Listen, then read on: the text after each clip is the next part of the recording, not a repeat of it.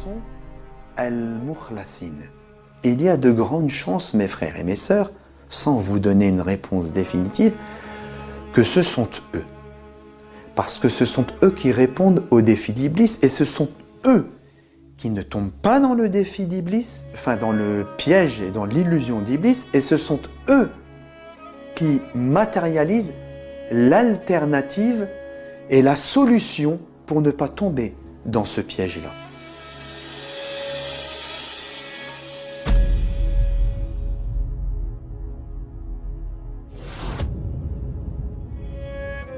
أعوذ بالله من الشيطان الرجيم بسم الله الرحمن الرحيم الحمد لله رب العالمين اللهم صل على محمد وعلى محمد. Après le nom de Dieu, la prière et la paix sur le messager de Dieu ainsi que sur sa famille, ainsi que l'ensemble des messagers, des saints, des héritiers. Et la louange à Dieu pour tous ses bienfaits. Je reviens vers vous, mes frères et mes sœurs, après le sujet de la semaine dernière sur la lumière. Et je tiens aussi à vous remercier tous pour le temps que vous prenez à écouter ces analyses.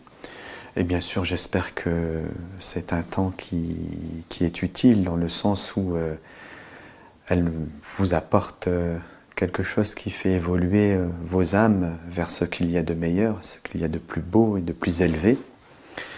Comme moi, je prends plaisir à faire ces analyses et puis à élever avec vous mon âme. Dans ce monde de la bassesse, nous avons besoin beaucoup d'élévation. Alors, nous étions la semaine dernière dans la sourate La Lumière, et nous avions évoqué ce sujet fameux de la lumière et ce verset fameux de la lumière où Dieu se définit comme une lumière et que nous avions analysé. Et puis nous avions rappelé ce fameux hadith de l'imam Ja'far as-Sadiq alayhi salam qui présentait la science comme étant la lumière et pas comme étant la science telle que nous l'entendons aujourd'hui. Et aujourd'hui, je reviens vers vous pour vous parler du temps dans lequel nous sommes et de la particularité de ce temps. Et que ce temps, il est très proche, il est très intime avec le temps de la Genèse et les premiers temps. Et je vais revenir là-dessus parce que c'est important de comprendre ce temps de la Genèse et le temps dans lequel nous sommes aujourd'hui. Et je vais vous parler de certains hommes dont Dieu a parlé dans le Coran et que Iblis aussi lui-même évoque lorsqu'il dit qu'il va détourner toute l'humanité. D'ailleurs, je vais vous citer ce verset du Coran. C'est le verset 39 de la sourate Al-Hijr. Alors, que nous dit ce verset? Bismillahirrahmanirrahim. Ba'd a'udhu billahi minash shaitanir rajim. Qala rabbi bima aghwaytani la uzayyinna lahum fil ardi wa la aghwayannahum ajma'in. Sadaqallahu al-aliyyul azim. Il dit, bien sûr, c'est Iblis qui est en train de parler dans ce verset, Dieu qui fait parler Iblis dans le Coran. Il dit, ô mon Seigneur, parce que ce par quoi tu m'as, on va dire, séduit. Enfin, on avait déjà analysé ce mot, Arwaitani. Il y a une notion de séduction dedans, mais il y a plusieurs notions dedans. Mais on va le traduire pour le coup ici par séduction. Donc ce sur quoi j'ai été séduit, ce par quoi tu m'as séduit, eh bien je leur enjoliverai aussi. Donc de la même manière que moi j'ai été séduit, je vais tout faire pour qu'eux soient séduits de cette manière-là dans la vie sur la terre et je les égarerai tous. Le verset qui suit, le verset 40, dit « Illa ibadaka minhumul mukhlasin » à l'exception parmi eux d'un groupe que l'on nomme al-mukhlasin, que nous avons déjà évoqué.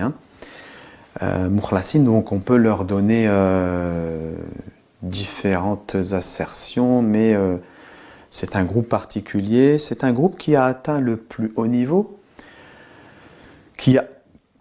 on peut dire qui a atteint ou qui est ou qui appartient au plus haut niveau, et qui se caractérise par al-ikhlas. Al-ikhlas, bien sûr, moi je vais pas revenir sur cette sourate al-ikhlas, c'est une des dernières petites sourates où Dieu, donc vous connaissez, Bismillah ar-Rahman ar-Rahim, Qul huwa Allahu ahad, dit Dieu est un, et Dieu se définit dans cette sourate. La particularité de cette sourate, c'est que ce Dieu que nous adorons, il se définit par ce qu'il n'est pas.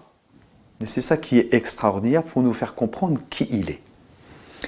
Et bien ces gens-là sont dans le plus pur des tawhid. C'est pour ça que l'on nomme cette sourate al-Ikhlas généralement le culte pur.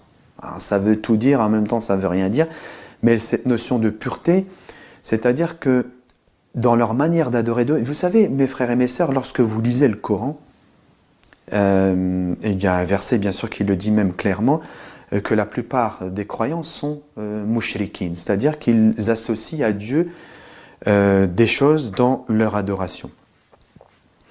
Alors, bien sûr, nous tous, une grande partie des musulmans, sauf une petite partie qui réfléchit, qui recherche la science et qui médite, beaucoup nous pensons que l'idolâtrie, parce que nous sommes musulmans, nous en avons été protégés, nous ne sommes pas idolâtres, parce que nous prenons l'idolâtrie sous une forme qui est uniquement externe, hein, la forme qu'elle avait historiquement et qui bien sûr symbolise quelque chose de très fort vers lequel nous devons aller à l'époque du messager de Dieu, lorsqu'il abat toutes les idoles qui étaient dans la Kaaba, pour montrer toute la puissance de l'ikhlas de l'islam et de ce culte pur. Mais bien sûr, nous, c'est à une dimension spirituelle que nous devons l'entendre, parce que sinon nous ne comprenons pas là où le messager de Dieu et les prophètes veulent nous emmener.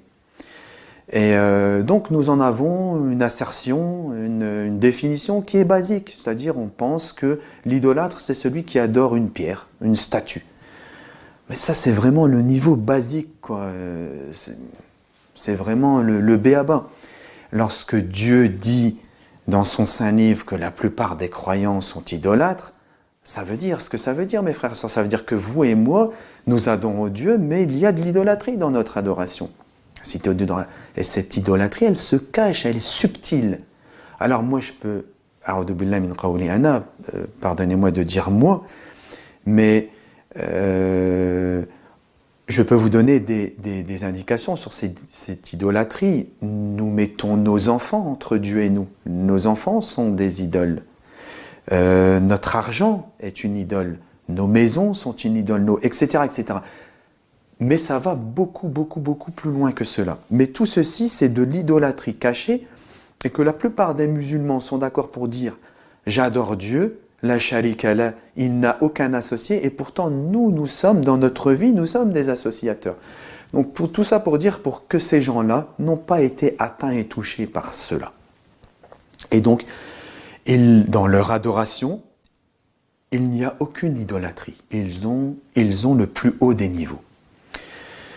Et donc, Iblis, Dieu le dit aussi dans un verset que je n'ai pas cité ici, là j'ai cité quand Iblis parle, mais Dieu le dit aussi que tu ne pourras pas avoir mes serviteurs al-Mukhlasin. Donc ces serviteurs al-Mukhlasin, Iblis le déclare dans ce verset-là, je les détournerai tous. Donc quand il dit je les détournerai tous, là c'est important de comprendre.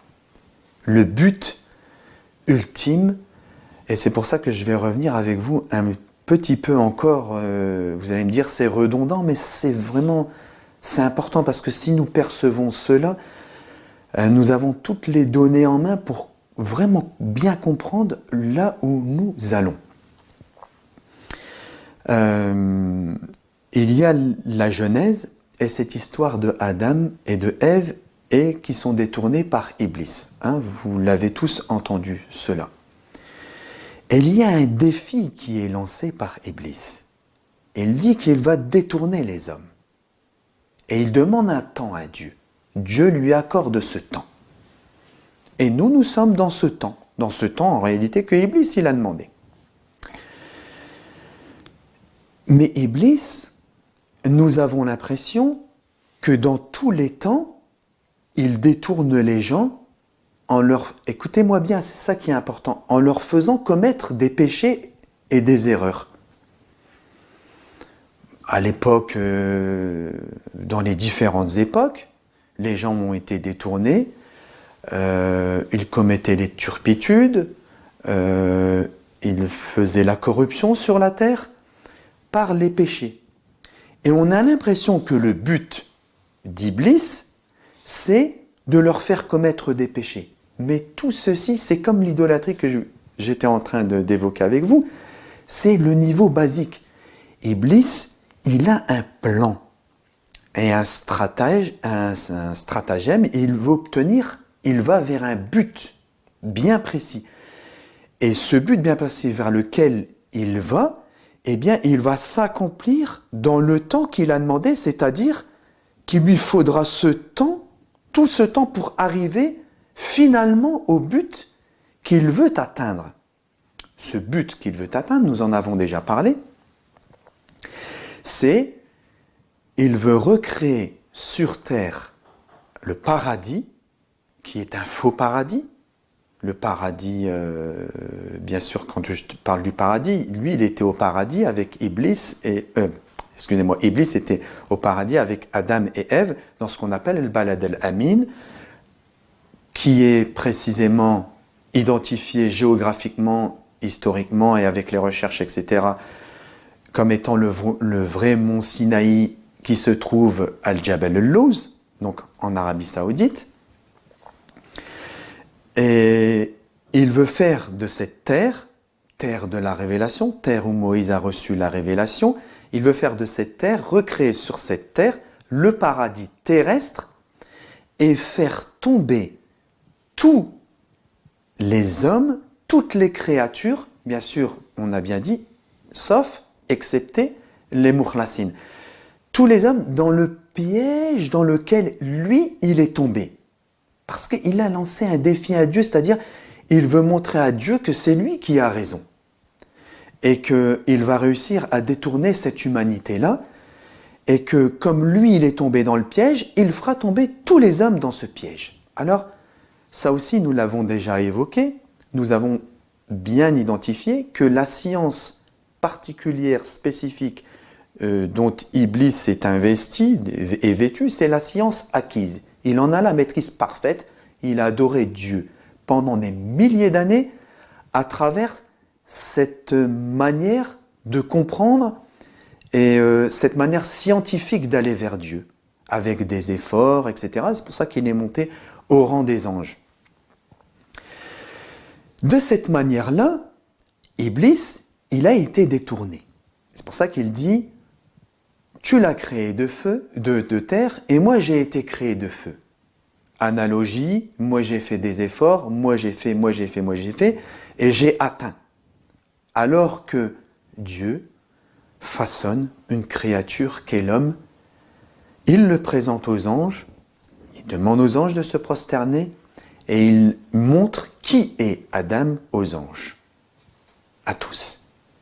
Et il dit « Wa'allama Adam al-asma'a kullaha » et il enseigna toute la science de tous les noms de toutes choses à Adam, sans que Adam n'ait fait aucun effort. Ça, c'est la spécificité de la science innée qui a été donnée à l'homme. C'est la spécificité de l'homme. Alors, ça n'est pas pour dire que l'homme est mieux que Iblis est mieux que les anges, que les gens sont mieux que l'homme. Ça n'a rien à voir avec tout ça. Dieu donne un qadar à chaque chose et une valeur à chaque chose, un sens à chaque chose, un rôle à chaque chose, et toute forme de créature a sa place dans la création. Et être dans le plan de Dieu, c'est reconnaître la place que nous avons et rester à cette place. Iblis, lui, n'a pas voulu ça. Parce qu'il pensait, à travers la science que Dieu lui avait donnée, la science acquise, qu'il était, lui, le khalifa. Qu'il était, lui, le représentant de Dieu. Alors que Dieu a façonné une créature particulière pour être son représentant et pour que tout le monde vive en harmonie. Et cette créature, c'est l'homme. Mais Iblis ne l'a pas accepté. Donc j'en reviens au plan d'Iblis qui veut façonner un paradis. Ce paradis qui va être façonné à la lumière, si je peux le dire ainsi, de la science dont lui, il a la maîtrise, c'est-à-dire la science acquise. Aujourd'hui, la science acquise, elle a atteint son summum. Elle va encore évoluer, bien sûr, mais on lui donne un nom, et c'est ce que l'on nomme l'intelligence artificielle. L'intelligence artificielle, c'est les algorithmes, c'est les statistiques, c'est le calcul, c'est la science acquise. Et aujourd'hui, la forme la plus évoluée de cette science acquise, et c'est Iblis qui est derrière ça, laquelle est-elle? L'intelligence artificielle. Et cette intelligence artificielle, elle doit détourner tous les hommes, parce que c'est par cette science-là qu'il arrivera au but ultime de faire croire à l'homme que ce paradis est le paradis tant désiré, qu'il a toujours recherché, et qu'en définitive, en réalité, bien sûr, ça n'est pas celui-là le vrai paradis, celui-là est un paradis de l'illusion, est un faux paradis. Mais mes frères et mes sœurs, toute l'interrogation aujourd'hui que nous avons ensemble, c'est Iblis qui dit « Sauf tes serviteurs al-Mukhlasin ». Mais qui sont ces gens al-Mukhlasin? Parce que Iblis, Dieu le dit, et Iblis le reconnaît qu'il n'a aucun pouvoir, il ne peut rien faire sur eux. Alors, est-ce que ces gens sont connus? Est-ce qu'ils sont inconnus? Je parle d'Iblis. Est-ce que lui, il les connaît? Est-ce qu'il ne les connaît pas? Ça pourrait être une question. Mais est-ce que cette question se pose? Puisque dans tous les cas, même s'il les connaît, il n'a aucun pouvoir sur eux. Il n'a aucun pouvoir sur eux. Qui sont-ils? Alors, bien sûr, nous allons soustraire à cette équation les prophètes. Parce que Dieu définit, les prophètes font partie des Mukhlasin. Ils sont exceptionnels. Par exemple, Youssouf alayhi salam, Joseph, dans le Coran, Dieu dit de lui « Innahu min ibadina al-mukhlasin » il faisait certes partie de mes serviteurs al-mukhlasin. Donc al-mukhlasin, je vous rappelle ce mot dont Iblis a dit que cela, il ne pourra pas les détourner. Mis à part les prophètes, quand se concrétisera cette histoire de « je les détournerai tous » sauf tes serviteurs al-Mukhlasin. Vous allez voir là où je veux en venir. Est-ce que al-Mukhlasin, ils sont déjà apparus dans le temps avant, ou alors est-ce qu'ils doivent apparaître dans un temps bien défini? Bien mes frères et mes sœurs, si vous avez compris le cheminement, si vous avez compris que Iblis, il a un plan et un stratège, et que ce plan, il a un début, donc il commence avec le défi, et il a une fin vers laquelle nous allons, qui est que l'on peut nommer le temps de la fin des temps, etc. Le temps où Iblis parachèvera sa mission, la mission qu'il s'est donnée, ou le défi qu'il a lancé à Dieu. Ça veut dire qu'à la fin des temps, il y a une catégorie d'hommes qui apparaîtra, et c'est seulement à la fin des temps qu'ils apparaîtront. C'est pour ça, mes frères et mes sœurs, que nous devons bien comprendre le défi, nous devons bien comprendre notre religion, nous devons bien comprendre qui nous adorons. Parce que si nous ne comprenons pas qui nous adorons, si nous ne comprenons pas qui sont les prophètes, si nous ne comprenons pas ce qu'est l'islam dans sa réalité profonde, alors nous adorons un Dieu qui est virtuel. Nous n'adorons pas un Dieu vivant. Et nous avançons, comment dire ça, nous n'avons pas une démarche ferme sur la terre, alors que nous prions à travers le Coran que Dieu ne raffermisse nos pas. Pourquoi nous demandons à Dieu qu'il raffermisse nos pas? Parce que nous ne voulons pas faire partie de ceux qui, aujourd'hui, il y en a beaucoup, qui adorent Dieu, mais avec... ils n'ont pas une démarche stable. Ils ont une démarche qui est titubante. Ils savent où ils vont, mais ils ne savent pas vraiment où ils vont.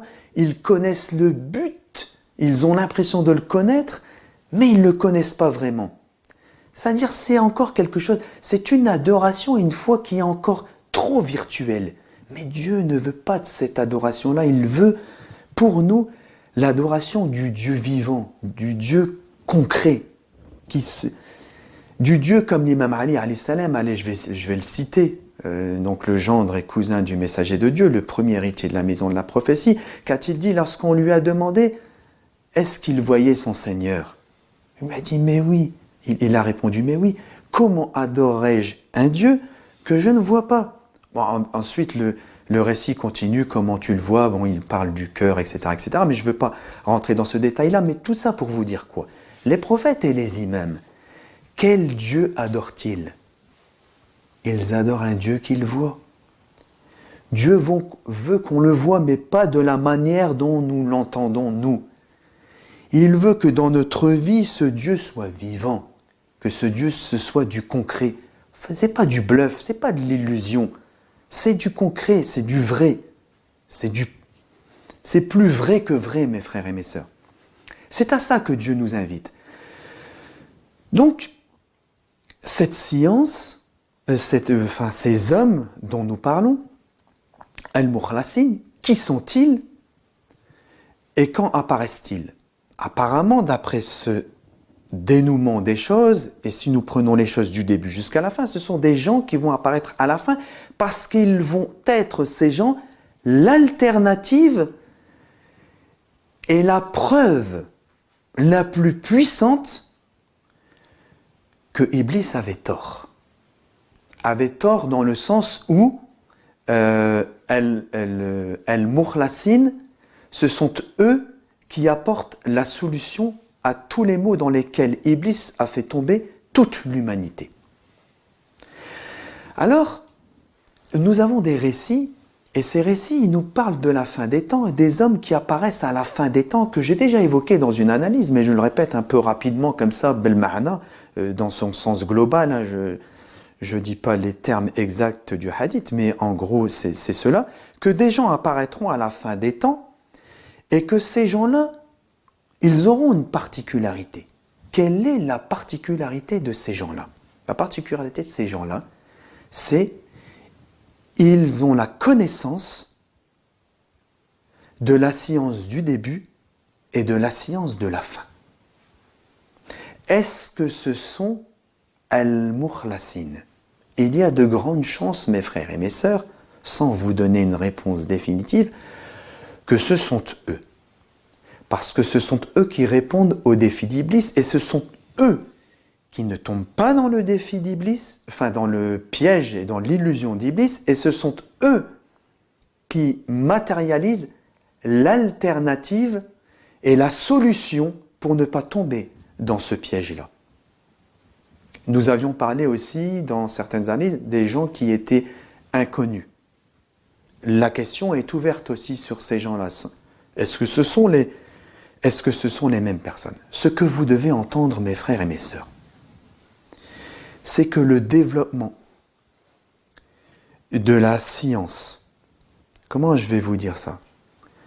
La lumière scientifique, ce que Dieu a donné et permet de donner à l'homme, de lui enseigner, de lui révéler, de lui inspirer, ce qui apparaît en science et en lumière à la fin des temps n'a jamais été révélé, inspiré, donné, enseigné auparavant.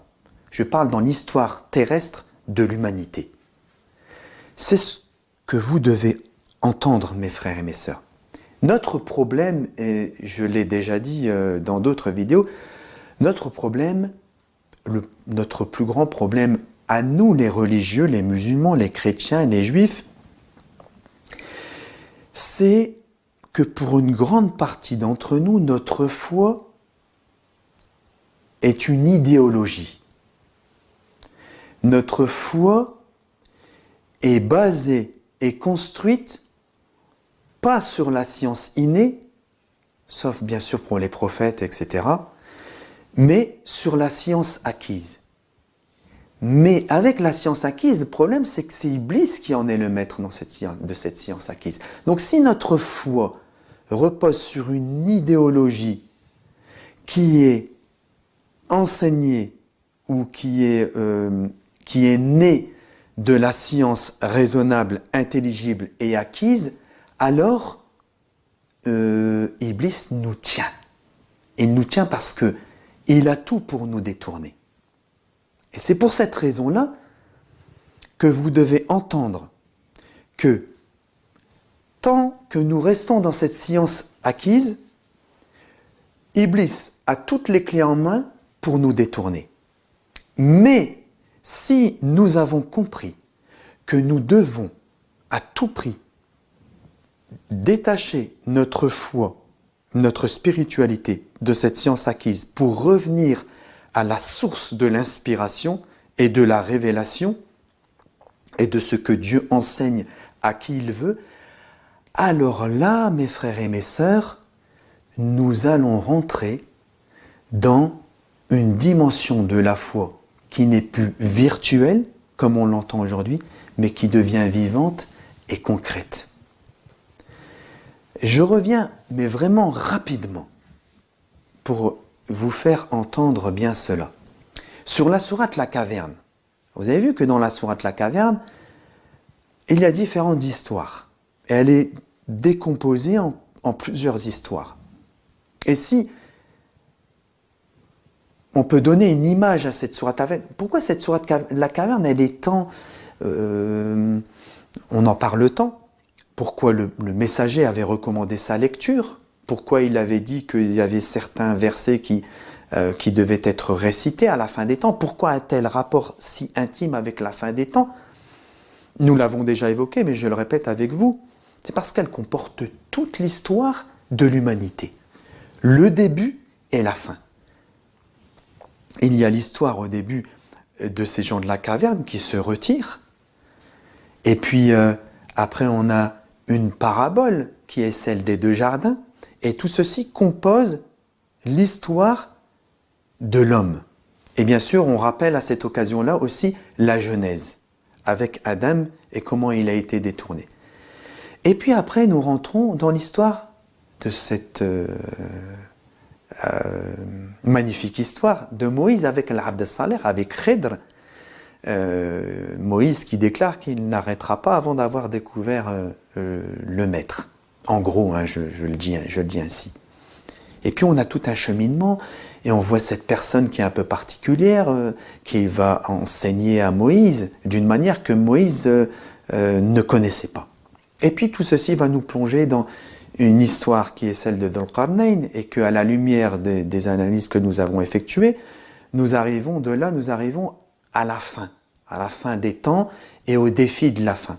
Et donc toute cette sourate, elle est une initiation pour chacun d'entre nous pour retrouver la science innée et être et appartenir, si nous n'appartenons pas, allez je vais le dire ainsi, parce que appartenir à cette catégorie de personnes, ce serait prétentieux de dire que nous appartenons à cette catégorie de personnes, mais nous pouvons dire et nous pouvons prétendre, ou nous aurions aimé prétendre appartenir à la catégorie de leurs serviteurs, d'être au service de ces gens al-Mukhlasin. C'est à ceci que Dieu nous invite, mes frères et mes sœurs. Alors, entendez bien que al-Mukhlasin, j'ai exclu les prophètes, on ne les connaît pas encore parce qu'ils apparaissent dans notre temps, qu'ils apparaissent. Et qu'ils répondront aux défis que Iblis a lancés à Dieu. Et que mes frères et mes sœurs, vous devez bien comprendre que là où Dieu veut nous emmener, c'est inédit. Voilà, c'est ainsi que je vais vous le dire. Ne croyez pas que tout a été dit. C'est ça le problème. C'est que nous pensons, parce que nous avons le Coran, parce qu'il y a eu d'autres religions aussi avant, toutes les religions sont descendues, toutes les révélations, le Coran, l'islam, nous pensons que tout a été dit. Mais non. L'islam est ce qui est venu avant, bien sûr, parce que Dieu dit dans son Saint-Livre, ceux qui croient en ce qui a été révélé, ce qui t'est révélé au messager de Dieu, et ce qui est descendu avant. Notre foi, elle comporte tout ça. C'est pour ça qu'il le précise. Donc si nous croyons en cela, mes frères et mes sœurs, nous devons entendre que l'islam n'est pas venu. Il est venu tout nous donner, c'est vrai. Mais comment devons-nous l'entendre? Il est venu tout nous donner parce qu'il comporte en lui toutes les clés qui nous permettent, à chaque époque, où que nous soyons, et dans quelque temps que nous soyons, de comprendre l'époque dans laquelle nous sommes. Et donc comprendre l'époque dans laquelle nous sommes, vous comprenez bien que cette époque que nous sommes en train de vivre, elle n'a pas été par le passé. C'est inédit. Par exemple, ce que nous vivons aujourd'hui avec le coronavirus, etc., c'est inédit. Ça n'est jamais arrivé. Donc, toutes ces situations-là, mes frères et mes sœurs, elles sont là parce que, en contrepartie, vous avez l'alternative et la solution inspiratrice, divine, révélatrice qui apparaît et qui ne doit apparaître que dans le temps où ce défi, il apparaît. C'est-à-dire le défi, par exemple, du coronavirus, c'est aujourd'hui.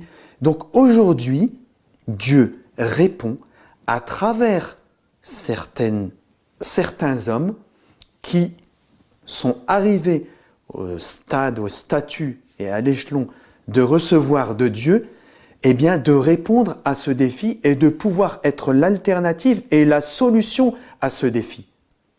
Donc ça veut dire que leur solution scientifique, spirituelle, elle est inédite. Elle n'a jamais eu d'écho dans le passé. Et elle est pour aujourd'hui. Donc mes frères et mes sœurs, ne soyez pas étonnés. Allez de l'avant. Élevez-vous. Élevez vos âmes. Et partez du principe que ce Dieu que nous adorons, il nous a tout donné. Oui, c'est vrai. Mais ce qu'il nous a donné, c'est uniquement les clés. Il ne nous a pas donné les solutions. Les solutions se révèlent. Les solutions apparaissent. Et c'est quand elles apparaissent que le plan devient clair. C'est quand elles apparaissent que le Dieu que vous adorez, il apparaît beaucoup plus clair, beaucoup plus vivant que ce que vous auriez pu penser. C'est à cela que Dieu vous invite, mes frères et mes sœurs, c'est à cela qu'il nous invite. Donc, comment dirais-je, la création que Dieu a faite. Dieu, vous savez, il dit dans son Saint-Livre, il dit « Je n'ai pas fait les choses en vain, je n'ai pas fait les choses en m'amusant. » La'iban, il y a le mot la'iban qui est... La'ab, ça veut dire jouer. Pourquoi Dieu nous interpelle-t-il de cette manière-là? Ça veut dire, mes frères et mes sœurs, que Dieu ne veut pas que nous soyons dans une adoration virtuelle. C'est pas un amusement. Ouais, je crois en Dieu parce que il peut que avoir un Dieu à cette création. Et puis, non, ça n'est pas ça. Mais mes frères et mes sœurs, on vit quelque chose de concret aujourd'hui, vous et moi. Vrai ou faux? Il y a des injustices dans ce monde. Vrai ou faux? Il y a des hommes qui sont mauvais, il y a des hommes qui sont bons. Il y a une réalité palpable et physique. Ça, c'est une réalité, mes frères et mes sœurs. Donc ce Dieu que nous adorons, si nous l'adorons vraiment, si nous croyons vraiment en lui, eh bien, nous devons croire qu'il a la solution entre ses mains. Et pas que quelque chose va descendre du ciel. Non, parce que nous sommes par la permission de Dieu, comme le prophète l'était. Nous sommes la solution pour les hommes. C'est nous la solution. C'est Dieu a fait de l'homme Al-Khalifa. Donc si vous êtes la solution, si nous sommes la solution, mes frères et mes sœurs, pourquoi aujourd'hui, je le dis à mon âme en premier lieu, pourquoi notre foi est encore à un stade virtuel et que nous ne comprenons pas le monde dans lequel nous vivons et qu'en définitive, nous ne comprenons pas notre foi et nous ne comprenons pas notre islam. C'est pas à ça que Dieu nous a invités. Dieu nous a créés dans un but bien précis et il nous a donné les capacités d'y arriver. Alors mes frères et mes sœurs, nous ne devons avoir peur que du Créateur. Et quand je dis nous devons avoir peur, c'est pas avoir peur comme ça. C'est avoir peur, lui être soumis et lui demander qu'il nous inspire, le prier et lui demander de revenir à notre essence pour que nous soyons l'alternative. Parce que si nous sommes comme ça, alors nous pouvons être la réponse à tous les défis qui nous sont aujourd'hui, qui sont devant nos yeux. Regardez mes frères et mes sœurs, ce coronavirus. Bon allez, c'est vrai, les gens qui ont encore un peu de bonté se sont soudés. Il y a eu quand même une certaine solidarité parmi les gens face à ce coronavirus. Ça veut dire que une épreuve, déjà, Dieu l'a permis cette épreuve. Parce que nous sommes croyants. Nous ne sommes pas de ceux qui pensent que tout a échappé, c'est-à-dire que c'est un hasard. Hein? Quelle que soit la nature de ce virus, qu'il a été créé par l'homme, pas créé par l'homme, qu'il est apparu naturellement, qu'il soit... Je ne parle pas de tout ça. Je parle du projet global. Dieu est capable sur toute chose. Donc tout ce que Dieu a permis, il embrasse de sa science toute chose, mes frères et mes sœurs. Est-ce que nous croyons en lui? C'est vrai, nous pouvons mourir du virus. Bien sûr, nous devons être précautionneux. C'est tout à fait normal. Mais nous ne devons pas avoir peur, mais plutôt craindre Dieu. Parce que il dit, où que vous soyez, la mort vous rencontrera. Mais qui décrète notre heure et notre mort? C'est le virus ou c'est Allah? C'est Dieu. Vous êtes bien d'accord que c'est Dieu? Est-ce que nous sommes croyants en Dieu, mes frères et mes sœurs? Un petit virus va nous faire oublier Dieu? Ce virus ne doit pas nous faire oublier Dieu parce qu'il est là. Et c'est avec ceci que je conclurai. Pour nous éprouver, toute l'humanité, pour que cette épreuve refait ressortir le bien qu'il y a en nous, et tout particulièrement pour ces hommes qui doivent apparaître à la fin des temps, et qu'à travers cette épreuve, la réponse, la science apparaît à travers eux comme une alternative et comme quelque chose qui apportera le plus grand bien pour cette humanité. Alors aujourd'hui, on veut nous faire croire, nous pousser à croire que le Dieu unique et que Dieu nous en préserve, c'est l'intelligence artificielle, qui soi-disant, pour ceux qui y croient fermement, elle est la réponse et l'alternative à toute chose. Et ça, c'est ce que Iblis croit. Alors, là où nous devons être inspirés lorsque cette épreuve apparaît, Iblis, lui, il profite de l'occasion pour asseoir encore plus sa science acquise et l'avènement de l'intelligence artificielle. Alors mes frères et mes sœurs, ce paradis de l'intelligence artificielle, méfiez-vous-en, parce que c'est un paradis de l'illusion. Un paradis qui est amené à disparaître, qui n'est pas vrai, qui est faux. Le vrai paradis est auprès de Dieu. C'est à celui-là que la science innée, les prophètes, les héritiers nous invitent. Et j'espère pour vous et moi, mes frères et mes sœurs, que nous sommes de ceux qui hériteront de ce paradis. Que Dieu vous assiste, que Dieu vous donne le courage d'affronter toutes les épreuves qui se mettront sur notre chemin. Et pour en conclure, puisque je ne l'ai pas fait au début de l'analyse, je vous présente à tous mes meilleurs vœux, puisque nous sommes dans les premiers jours de cette nouvelle année 2021, et que toutes les épreuves qui se présentent à nous dans cette nouvelle année, nous puissions, comment dirais-je cela? Je voulais employer le mot les détourner, mais non, je ne sais pas si c'est le bon mot, mais plutôt, puissions-nous avoir dans toutes les épreuves l'espoir que Dieu nous donnera la solution et l'alternative pour pouvoir triompher. Je vous dis à très bientôt. Wassalamu alaikum wa rahmatullahi wa barakatuh.